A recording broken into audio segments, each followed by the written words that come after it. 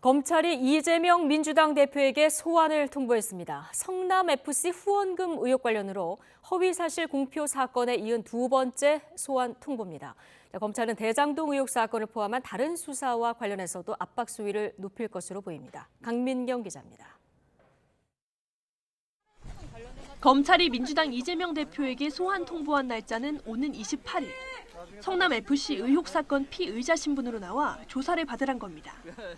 민주당은 검찰이 팩스로 소환 사실을 알렸다며 이런 일방적 통보에는 응할 수 없고 검찰 측과 협의를 진행해보겠다고 밝혔습니다.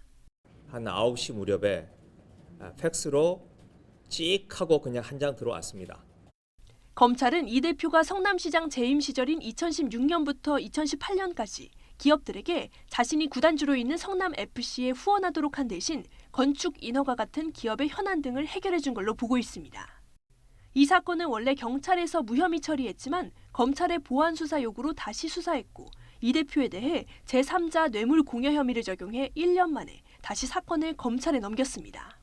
성남FC 운영이 결국 당시 성남시장의 정치적 약속과 관련이 있다고 본 겁니다.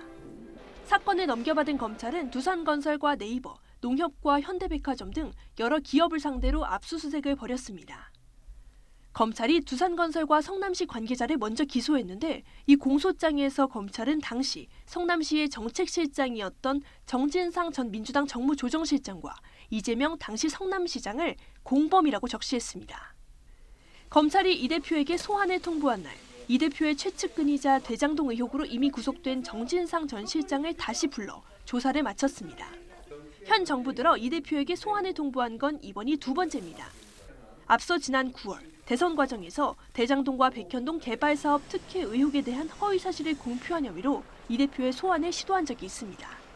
그래도 이 대표 관련 수사 가운데 가장 주목을 받는 건 대장동 의혹 사건입니다. 최측근인 정 전 실장과 김용 전 민주연구원 부원장은 이미 구속된 가운데 김만배 씨를 제외한 나머지 대장동 일당이 이 대표에 대한 폭로를 이어가고 있습니다. 검찰도 정 전 실장의 공소장에 이 대표의 이름을 81번이나 쓰면서 둘을 정치적 동지로 간주했습니다. 여기에 변호사비 대납 의혹 사건도 수사가 진행되고 있는데 앞으로 계속해서 검찰이 이재명 대표에 대한 압박 수위를 높여나갈 걸로 보입니다. YTN 강민경입니다.